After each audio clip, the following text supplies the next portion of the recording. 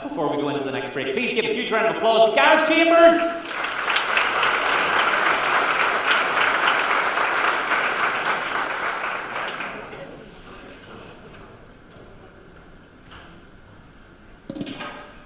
Wow, this isn't even slightly daunting.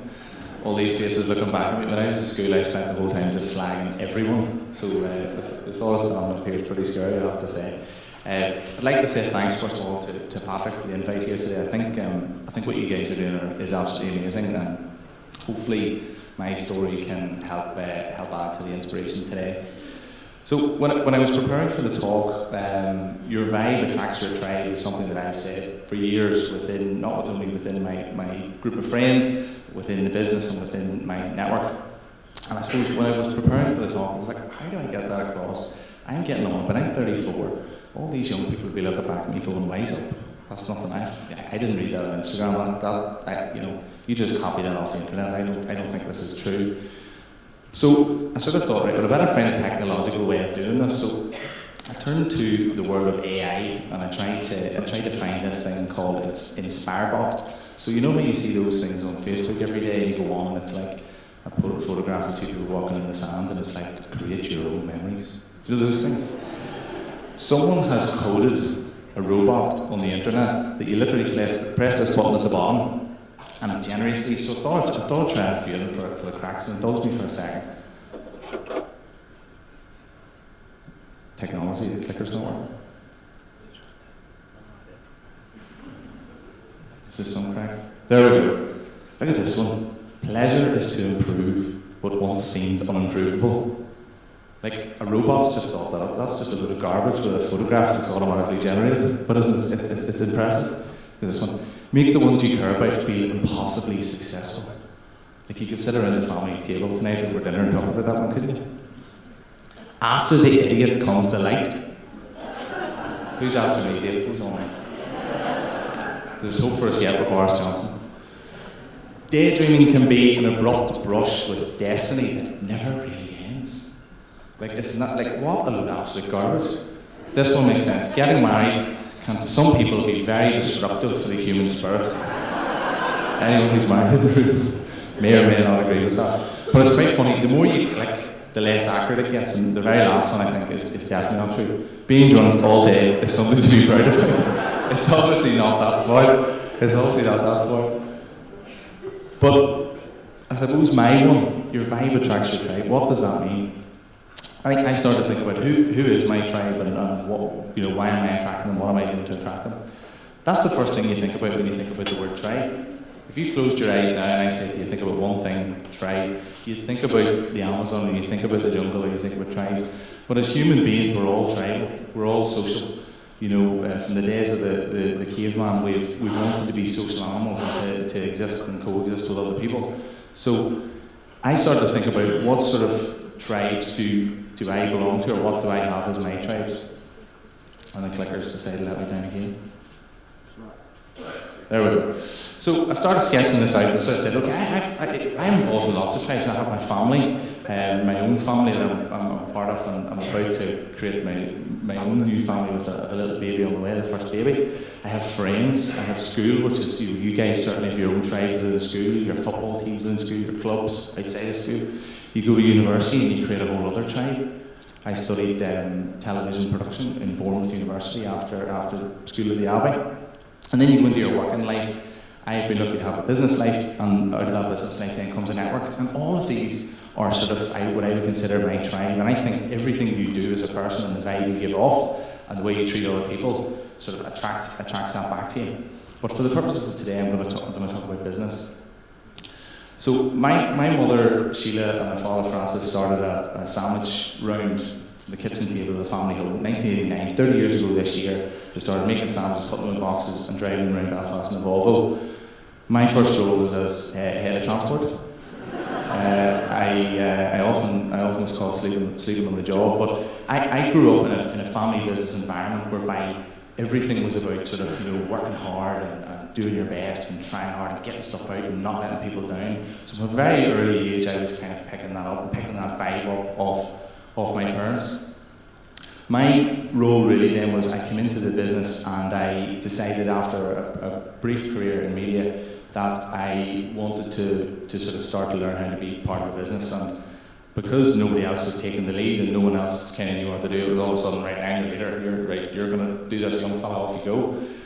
And somebody came up to me one day and said, listen, you're the CEO, they start acting like one. This sort of mentor guy from Investing, I thought that's brilliant. So first thing I did was Google CEO, and what comes out of it is a chief executive officer, the highest ranking person in a company or other institution, ultimately responsible for taking managerial decisions. I was genuinely none the wiser, like genuine. So I turned to Urban Dictionary. Chief executive officer, the big cheese, very American. The person in charge of a company who has no other qualifications but thinks he or she does. And I asked this one because I thought, that's definitely me. I don't have any other qualifications. I've never done, ignore the last one please, ignore the last one. I don't have any other qualifications, and I thought, I really don't know what I'm doing. I'm just going to have to give this a go. I'm going to have to sort of, fake it till you make it, so to speak. So what I started to do was give out the vibe of a leader. And I said, right, this little factory we have, we're making some sandwiches with 40 or 50 staff. I think we're going to need a bigger boat. So I found this building that was lying idle in Greenbank Industrial Estate in Newry. Absolutely horrendous. If I had stayed in media, I could have made a zombie movie there. The place was falling apart. It was scary. And we managed to buy this building. We turned it into what I feel is a phenomenal space. What I feel is a place that attracts the right type of people, attracts the right type of tribe. We're a food-to-go company, and we make sandwiches, wraps and salads and juices, and we sell them all across the UK and Ireland. But in order to attract the right tribe, what I wanted to do was make it a fun place to work, make it a place that people want to go every day. I started to think, what sort of vibe, what sort of environment would I want to work in? And so instead of having a big normal square table, we went, let's make it a triangle. Sure, sandwiches are triangular, that'll be a bit of crack. And then we said, let's have spaces where people can stand up, because he's sitting on your backside, it's really annoying. So we created a space and an environment that would attract the right tribe. We also looked at packaging and design, and we got a bit fed up with everybody kind of telling people, you really should, this is really good for you. Or, we have the most luxurious, the M&S ads, when they open up the chocolate pot and all the goof, that doesn't really happen. So we started speaking to people like human beings and saying, look, we think this is very good, enjoy it, and when you start eating these things, you're one of us. So we try to bring people together. Then with the guys on the production floor, rather than sort of treating them like the guys out the back who just made everything happen and then us up the front with a nice coffee in the office, what we decided to do was make that sort of vibe flow right through the building, and we had nice signs and nice sort of canteen areas, nice environment, so that vibe would attract the right tribe. Then what I said was, right, we've got this big factory, now we need to fill it, and we also need to get off this island, so we developed a plan called Let's Get Off This Island. It sounded like something that followed Ted. And when we created that and we started selling stuff in England, we said, right, the next thing we need to do now is we need to go to the moon. We need to think bigger. And so what we did was we put together a 5-year growth plan to take the business to 100 million. So by the end of 2021, hopefully it'll be at 100 million. That's my plan anyway. We'll see how it goes.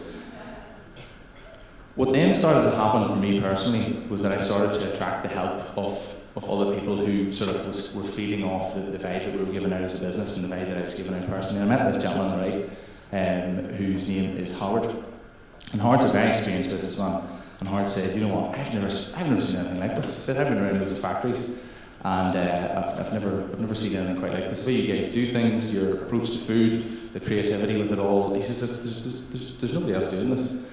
And I says, well, that's not what I told you. He says, but I didn't believe you. He says, I don't believe anyone who's under the age of 35. And he says, nowadays everyone just tells you what they think you want to hear. I says, well, come, I told you to come over and have a look, and you've had a look. Howard then said to me, what's the crack with you and your man and your dad? And I said, well, I don't really know. I'm the CEO. Like, he says, and what sort of shareholding do you have? I says, I never thought of that. He says, why don't you buy your mum and dad's business?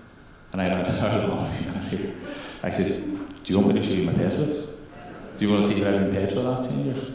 And really that idea of buying a company or owning a company wasn't on my radar at all. All I was doing was trying to just sell more and do more and make the place more fun.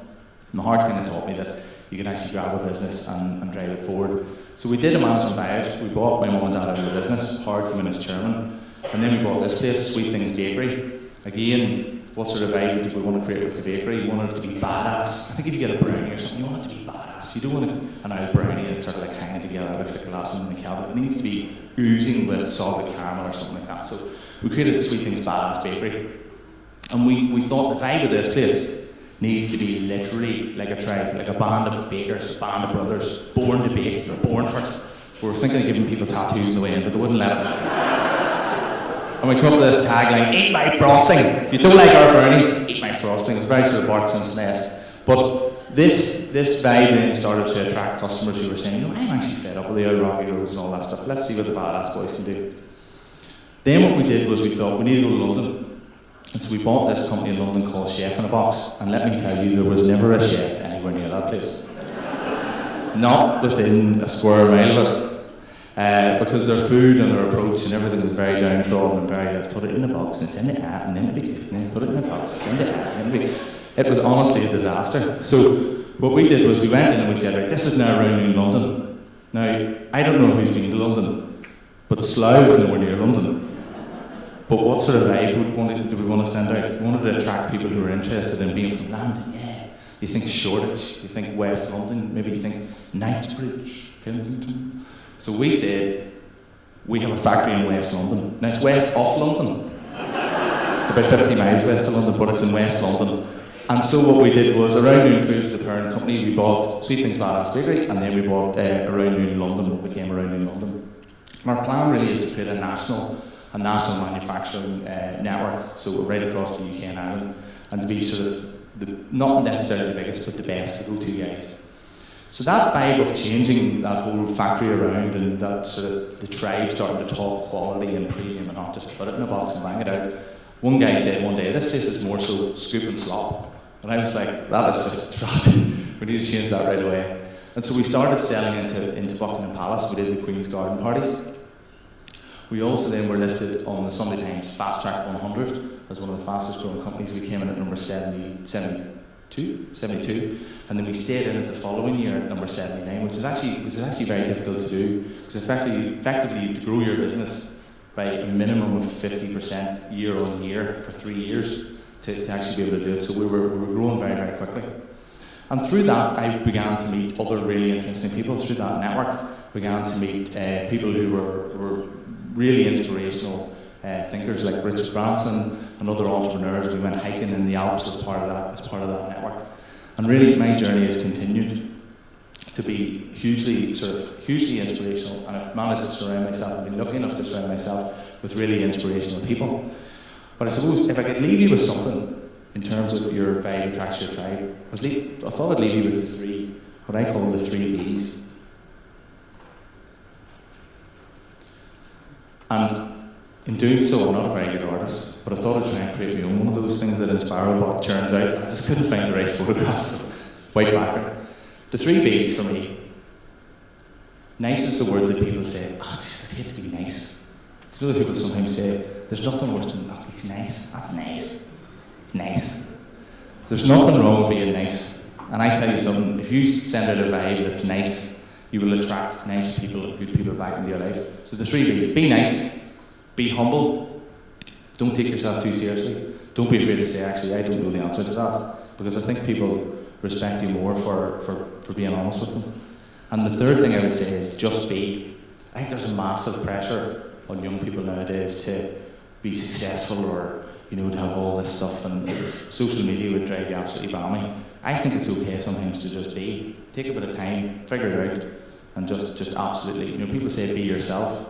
There was a radio DJ one time, and my friend of mine was really interested in learning how to be a good DJ. And Tony Fenton from 2FM, you people probably don't listen to that anymore. But Tony Fenton, he walked up to Tony, he says, Tony, really interested, how could I be the best possible DJ? And he said, just be yourself. And I thought, I totally like you're being yourself every day on the radio. So my point is, just be. Be nice, be humble, and just be. And that's it for me. Thank you.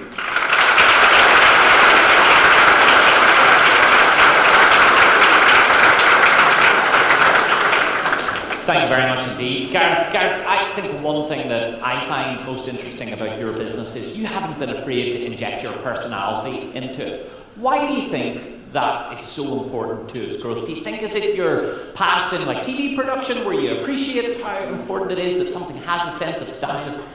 I don't know. I think we always sort of say dare to be different. So I think people don't want the same old. So in terms of personality, the other thing I would say is in terms of your vibe attracts your tribe. People buy from people. So I think they don't really want to see it as a corporation. They want to understand the people behind it and the personalities behind it. So the more personality you can inject, the better. How was the negotiation with your mum and dad when you were trying to buy the business? What was that like? Hilarious.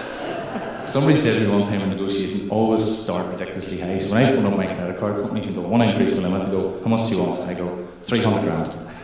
It just shocks them into low sense of security. I started out by saying to my parents, I felt that I had created X amount of value and that was worth X amount of percentage. And what I can tell you is I ended up with almost less than half of what I asked them. Well, look, it's a great story about believing in yourself and in your business and in your family too. Let's hear it for Gareth, everybody. Give him 2 rounds of applause.